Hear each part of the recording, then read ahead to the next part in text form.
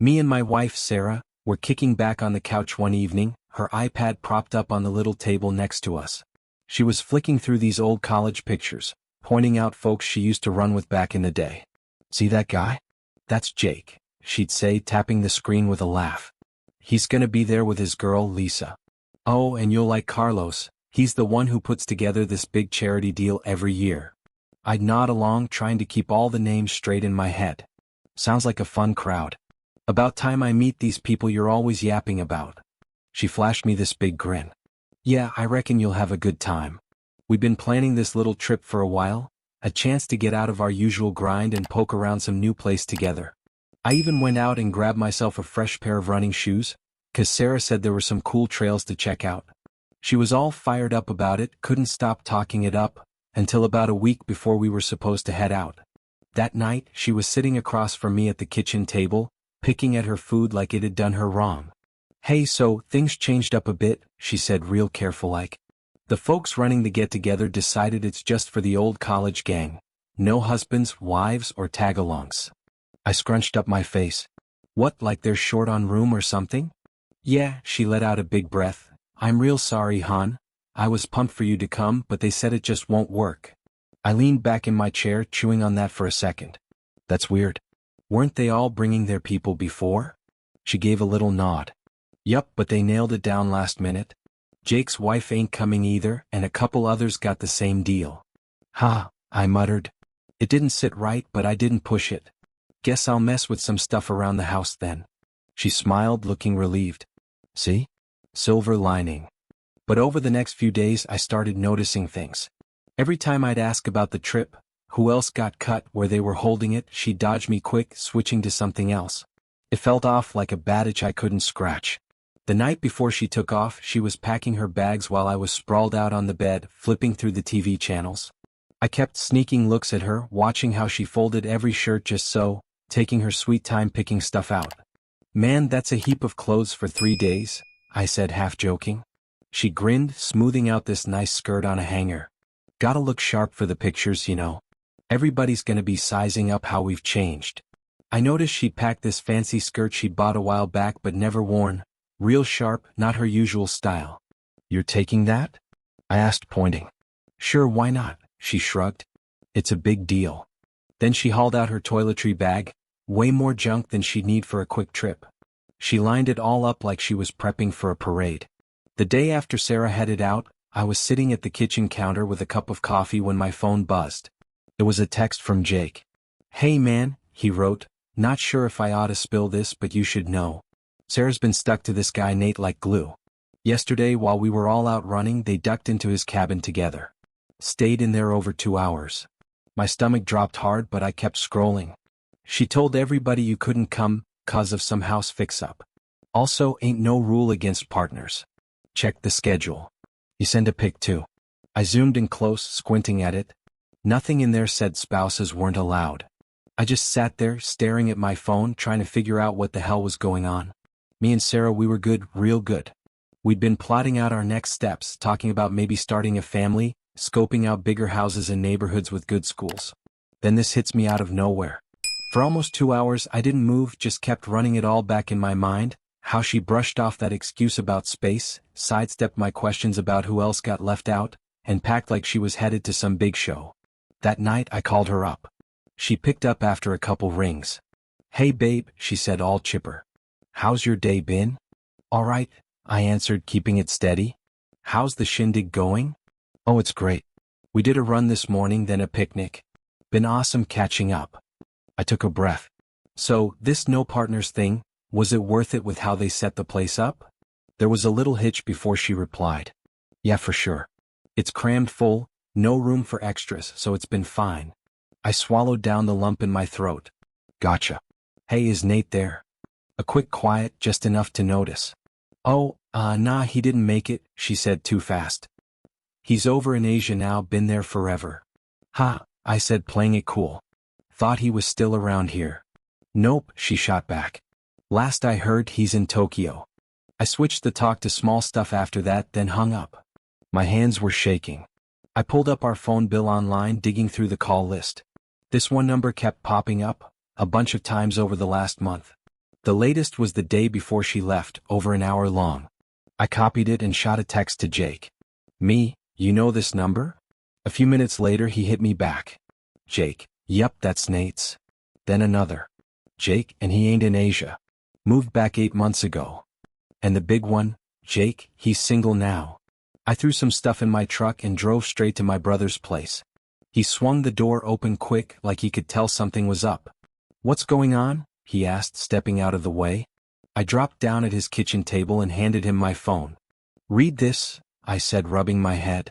He scrolled through Jake's texts, his jaw tightening up. When he got to the event pic, he put the phone down and let out a long breath. All right, this ain't good, he said. She lied, Dan, I told him, shaking my head.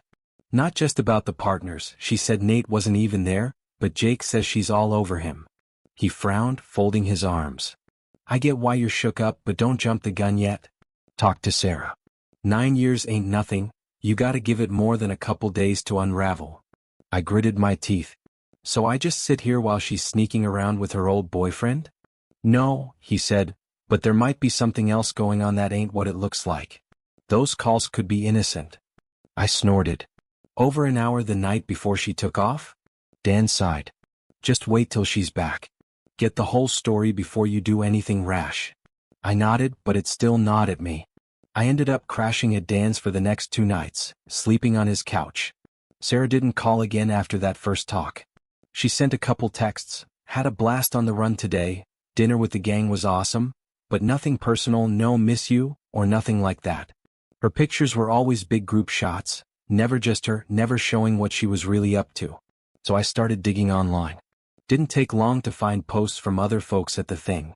In 4 of them there's Sarah with Nate. One's got his hand on her shoulder. Another's them sitting off by themselves, deep in some chat. I stared at those pics, my chest squeezing tight. By the time Sarah was due back, I'd made up my mind what I had to do. I went home, printed out the phone logs, the event schedule, and those screenshots. I laid them all out on the kitchen table and waited. The door opened and she walked in, dragging her suitcase, a little smile on her face, till she saw me. She stopped dead. Her eyes flicked to the table, taking in the papers. That smile dropped and worry crept in. What's all this? She asked, setting her bag down. I took a slow breath. We gotta talk. She hesitated but stepped closer. About what? I tapped the schedule. You said partners weren't allowed. That's bull. Her mouth opened a bit. I slid the phone logs over. You said Nate wasn't there, but you've been calling and texting him for weeks. Night before you left, you talked for over an hour. She glanced at the paper, then at me. Mark, I pushed the screenshots at her. And here you are with Nate at the thing. You said he wasn't there. She sucked in a sharp breath, her face going pale. She didn't say nothing for a long stretch. Then she swallowed hard. All right, she said real quiet. Yeah, Nate was there. I leaned back, arms crossed. And? She messed with her hands, staring at the floor. We're just friends now. I let out a short, rough laugh. Friends? You lied to me over and over. She shut her eyes. I didn't think you'd understand. Understand what? I asked, my voice tight. She took a shaky breath. They didn't ban partners, she admitted. I didn't tell you about Nate, 'cause I didn't want it to get weird. I was trying to keep it easy for everybody. I let out a slow breath, shaking my head. Easy for who, Sarah? I tapped the logs again. This ain't just him being there. Over an hour the night before you left. That ain't a quick catch-up. Her eyes darted to the papers, then she shrugged. You went through my phone logs? She snapped. That's too far, Mark. I scoffed. You're dodging. Nate was all tore up about seeing folks after his split, and he just happened to call you for over an hour the night before? That was the 9th call in 2 weeks. Don't act like it was nothing. Sarah sighed big and ran a hand through her hair. I was just helping him out, she said, softer. He's going through it and I was there. That's all. I clenched my jaw. So you lied a bunch, 'cause you were just helping him? Her mouth opened but nothing came out. Finally she swallowed. We just went to his cabin to grab something from his truck, she said. Jake must have took off for the run before we got back. I folded my arms. And you paid for his food, 'cause he's broke? She paused. He's having a rough patch. I was just pitching in. I pulled up one of the pics on my phone and showed her. Nate's hand on her shoulder. What about this? She barely looked at it, waving it off. Come on, Mark, it's a crowded group shot. We were all jammed in. I zoomed in. Nah, there's space around you too. Nobody else is that close. She sighed, rubbing her forehead. I can't believe this, she muttered. You're making it bigger than it is. I didn't say nothing for a minute. My head was spinning, trying to sort it out. Then real quiet I said, I'm staying at Dan's tonight. Sarah's head snapped up. What? I turned to the bedroom to grab a bag. She followed me, her voice getting loud. Mark, come on, you're freaking out over nothing. This is dumb. I didn't answer, just shoved some clothes in my bag. Her voice cracked as she kept going. You're gonna throw away 9 years over some texts and pictures? Mark, we got a life together. We were talking kids, a bigger house. I zipped my bag and headed for the door, but she stepped in front of me.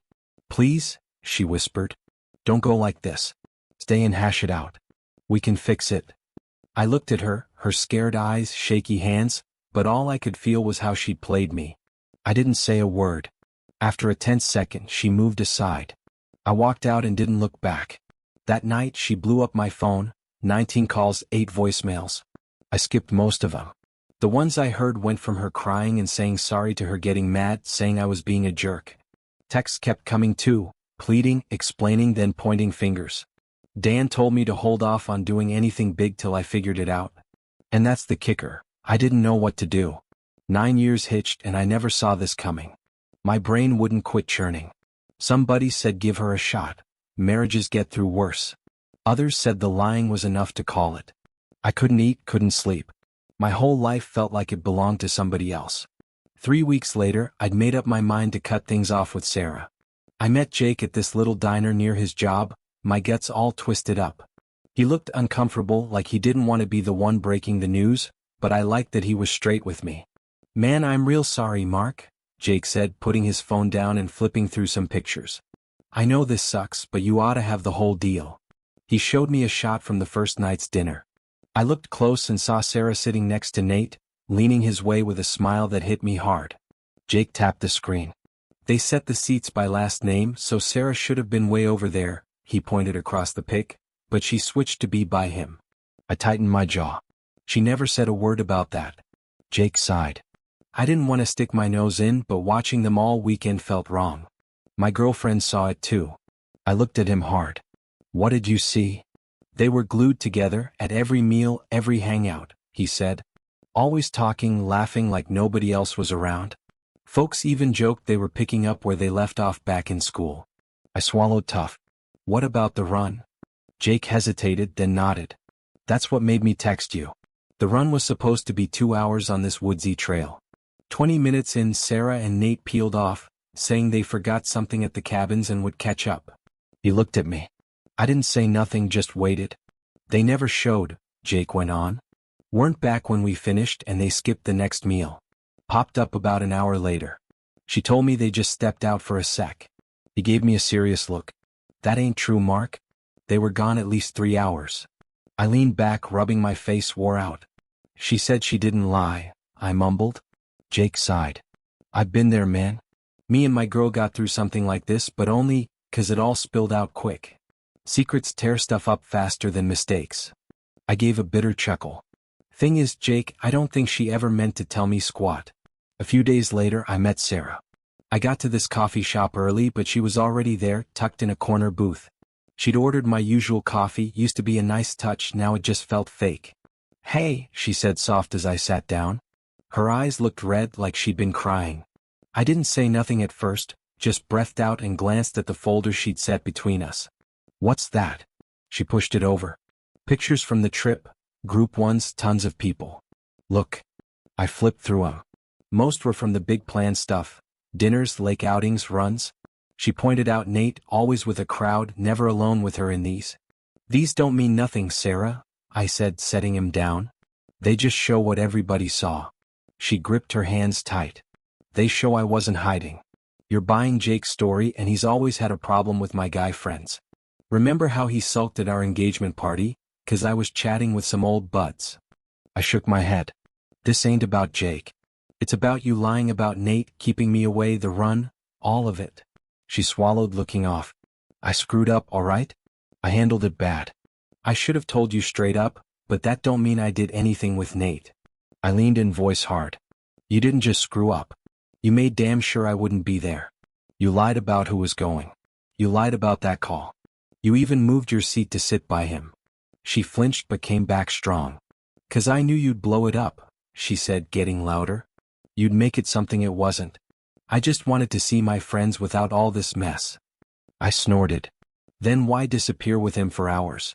Why say it was quick when it wasn't? She grabbed the table edge. I don't know, she stumbled. It didn't seem like a big deal. I repeated, not a big deal. She shook her head fast. I mean, I wasn't trying to pull one over on you. I just didn't want a dumb fight. Lying to dodge a fight's still lying, Sarah, I said, tired. And the worst part? If Jake didn't tell me, you'd never have. Her eyes got watery. I don't want to lose you over this, she whispered. I love you, Mark. 9 years, we don't chuck that over a slip-up. This ain't a slip-up, I said. It was decisions. A bunch of them. She pulled a paper from her purse and slid it over. I set us up for counseling, she said, voice wobbly. First session's next month. I stared at it, my mind made up. I breathed out, hands flat on the table. I ain't doing counseling, Sarah. Her face crumpled.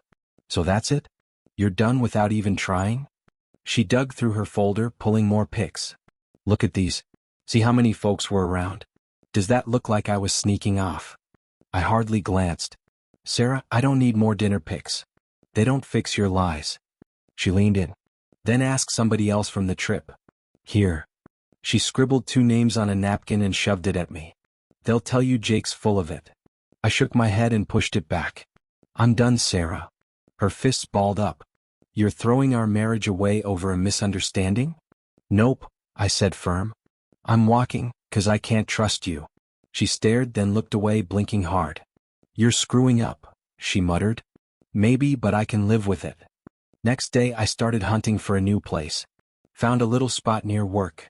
Nothing fancy, but it'd do. Signed a year lease, paid it out of my own pocket, and felt this weird calm knowing it was just mine.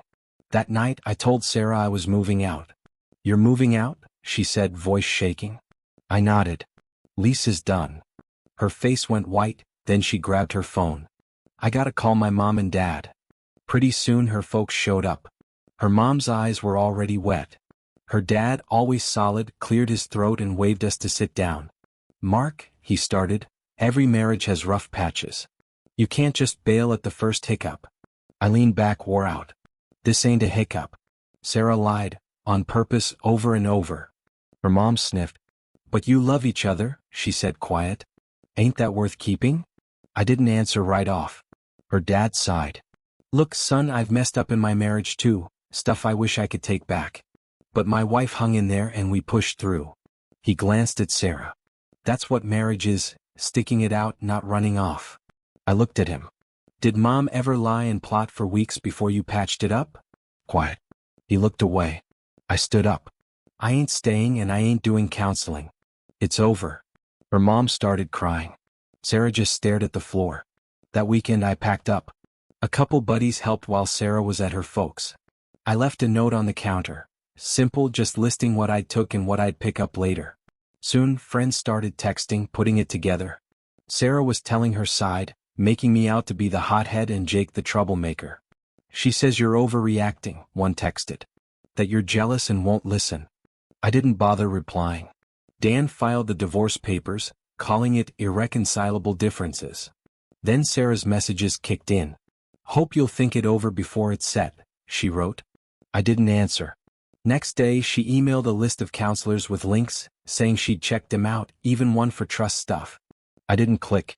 A month went by and the divorce dragged slower than I wanted. Sarah pushed back, saying irreconcilable differences didn't fit. Dan wasn't surprised. She's stalling, he said one night. Won't change the end, our state's no fault. She's just dragging it out. And drag it she did. Sarah filed this long response, pushing for counseling first, saying we could save it. Her messages went from sorry to pissed. Then she started showing up. First time she rolled up at my place with flowers, no heads up. Just want to talk, she said, smiling weak when I opened the door. I held my ground. Sarah, you need to leave. Please, Mark, 9 years. Can we just sit for a minute? Nope. Her smile faded. You don't gotta decide now. I've decided. Her grip tightened on the flowers. For a second I thought she'd chuck him, but she turned and left. Second time she got gutsy. Showed up with divorce papers, all marked up with notes, griping about the split. This ain't fair, she said, stepping inside. You're punishing me for nothing. I crossed my arms. Sarah, get out. She stood tall. No, not till you hear me. My neighbor, old man Jenkins, poked his head out, eyeballing us. Everything all right? I sighed. Sarah's leaving. She shot me a look, then turned back. You won't even try to fix this? Nope, I said. Go. She mumbled something and stormed off. I told the building guy to keep her out after that. She kept at it. Emailed Dan trying to talk him out of handling my side. Long rants saying I was nuts and didn't want this. Then friends called. 2 of them, Pete and Jen, hit me up separate. Hey man, Pete started, real careful. Heard about everything. Sarah's a mess. You sure this is it? I shut my eyes. Pete, you don't know the half of it. She said you're cutting her off. She lied, schemed, and kept me from that trip while her ex was there. I said, done playing nice. I ain't moving. He paused.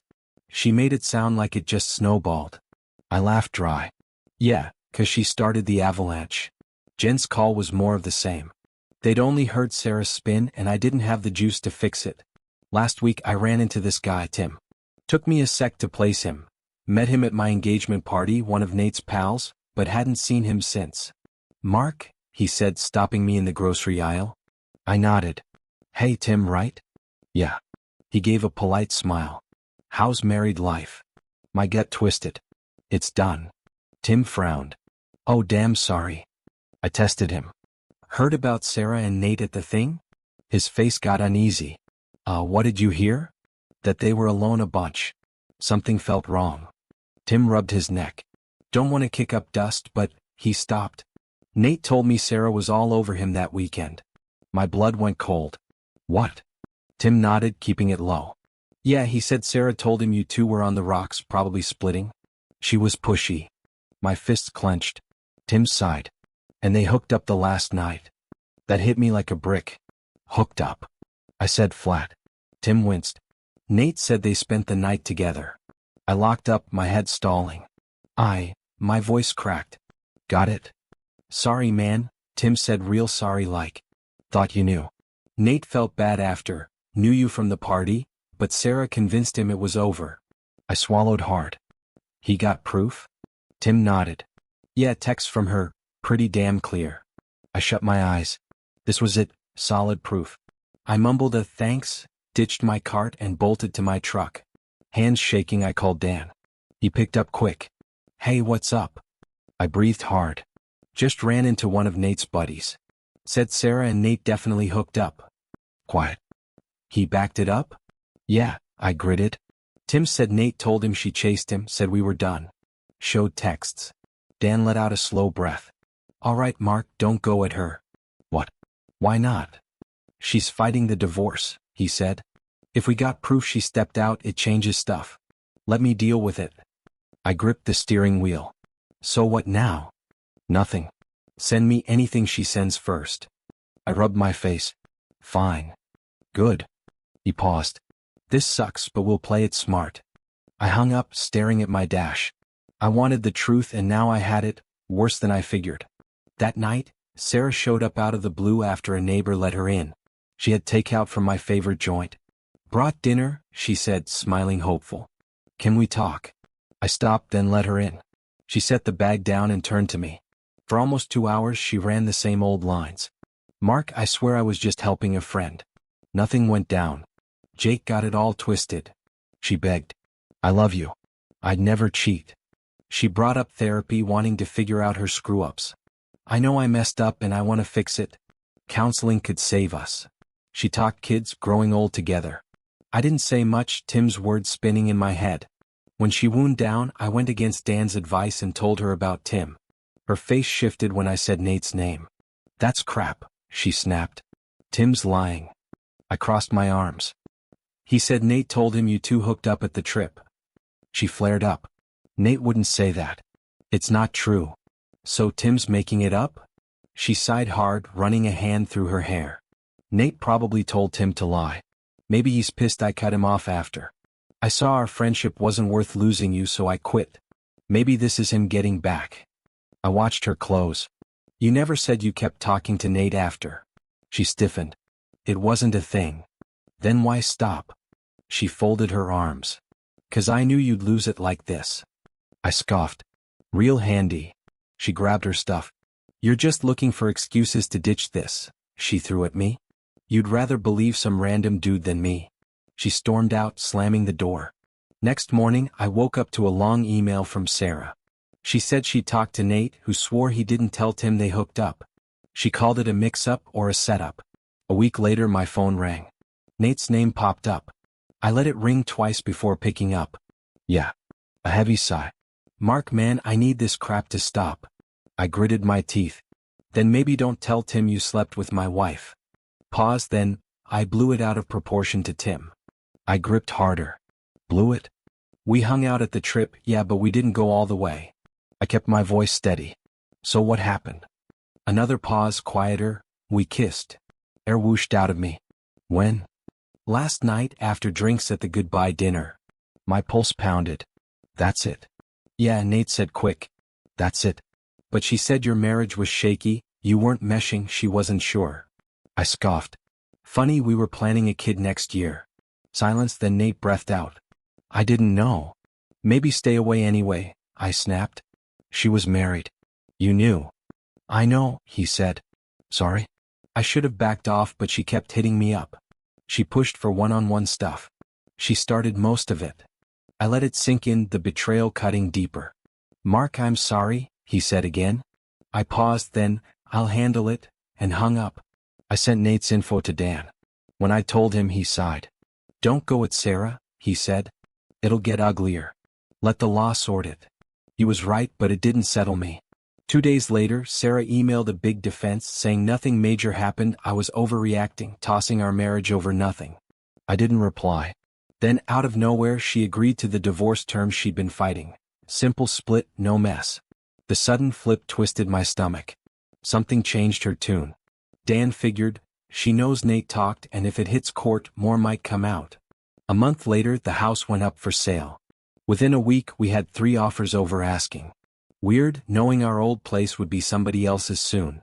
We'd split the cash after the mortgage, last piece of us done. Sarah came by with her dad.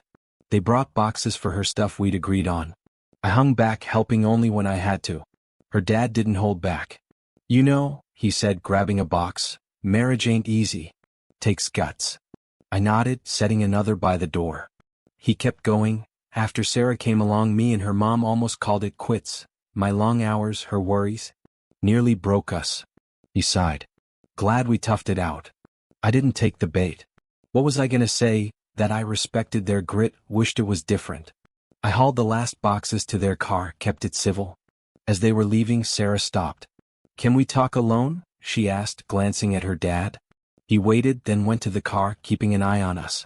Alone, Sarah softened. I need to clear my head, she said, quiet. I ain't been honest about some things. I braced myself, arms crossed. Go ahead. She took a breath. I lied about why you couldn't come, and I hung out with Nate more than I let on. I gritted my teeth. I know, she said, but hear it from me. She swallowed. We didn't go all the way, I swear, but we kissed, after the goodbye dinner, after drinks. I breathed out hard. Yeah. I stopped it, she added fast. Felt bad right after. I sized her up. Then why'd Nate tell Tim you hooked up? She sighed. Maybe bragging. Maybe to him a kiss was hooking up. I don't know. I let it sit, then asked, the texts. She looked down. Deleted him before the trip. Figures. Just old stuff, she said, but I knew they'd upset you, so I hid him. I laughed rough. So you made sure I'd never see. She didn't answer right off. The cabin thing was nothing. We grabbed something from his truck and talked. He was down about his breakup. That's it. I rubbed my temples. Why spill it now? She paused. Divorce is locked in, and I want you to know the truth. I need some peace, she said soft. I lied about you not coming, and I spent more time with Nate than I said. I stayed quiet, letting her keep going. I scoffed. So, just a little cheating? I know it's messed up, she murmured, but I never doubted us before. Whatever Nate said, maybe he got it wrong. I never said I doubted us. I was just nervous about kids. I shook my head, pissed off building. Real convenient.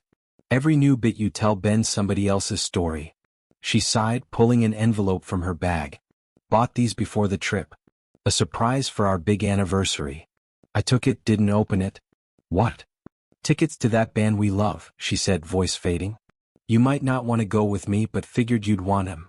I stared, feelings all tangled, then nodded and stuck it in my pocket. Thanks. She looked at me, then breathed out. I should go. I didn't stop her. She walked to the car, her dad giving me one last look as they pulled off. That night, Nate texted. Sarah asked me to hit you up. Just saying again, we didn't go all the way, just kissed.